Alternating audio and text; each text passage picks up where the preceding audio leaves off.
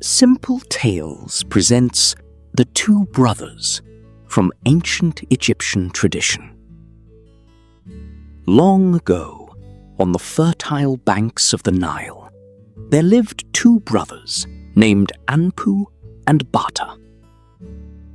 Anpu was the elder brother. He owned fields, cattle, and a prosperous household. Bata, the younger brother, lived with him and worked faithfully by his side. Each day before sunrise, Bata tended the cattle, ploughed the fields, and completed whatever tasks were needed. He was strong, honest, and hard-working. Anpu trusted him completely. The two brothers lived together in peace and treated one another with affection and respect. One day, during planting season, the brothers were working in the fields when they discovered they needed more seed. Anpu sent Bata home to fetch it. When Bata arrived at the house, Anpu's wife saw him and became overwhelmed by desire. She approached him and proposed that they spend time together in secret. Bata was horrified. He respected his brother deeply and considered his brother's wife as a mother. Immediately, he rejected her. He warned her never to speak such words again and returned to the fields. Humiliated and furious, the woman feared that her actions might be revealed. When Anpu returned home that evening, he found her lying on the floor, pretending to be injured. She accused Bata of attacking her after she had refused him. Anpu was consumed with rage. Without questioning the story, he seized a spear and waited for his brother to return. As sunset approached, Bata came home with the cattle. But the animals had witnessed everything. According to the ancient tale, one of the cows warned him that death awaited him. Realizing the danger, Bata fled. Anpu chased him across the fields. Desperate, Bata called upon the gods for help. The great god Ra heard his plea. Instantly, a wide river filled with crocodiles appeared between the brothers. Anpu could go no farther. Across the water, Bata revealed the truth. He swore before the gods that he had done no wrong. As Anpu listened, he realized he had been deceived. Shame filled his heart. He returned home and punished the woman for her betrayal. Yet the damage had already been done. Bata could not forget that his own brother had been willing to kill him without hearing his side of the story. He chose to leave forever. Before departing, Bata revealed a secret. Using divine power, he removed his heart from his body and hid it within the blossom of a great cedar tree in a distant valley. If the tree is ever cut down, he told Anpu, my life will end. But if you find my heart and place it in water, I may live again.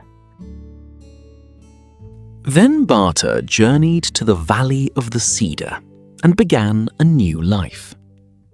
The gods watched him from above. Seeing his loneliness, they took pity on him and created a beautiful wife to be his companion. For a time, Bata was happy. But fate had not finished testing him. One day, a strand of his wife's hair drifted down a river and eventually reached Pharaoh's palace. The fragrance of the hair was unlike anything anyone had ever encountered. Pharaoh became determined to find the woman to whom it belonged. Eventually, royal servants located Bata's wife and brought her to the palace. There she became one of Pharaoh's favoured queens. As time passed, she betrayed Bata. Learning the secret of the cedar tree, she revealed it to Pharaoh. The mighty cedar was cut down.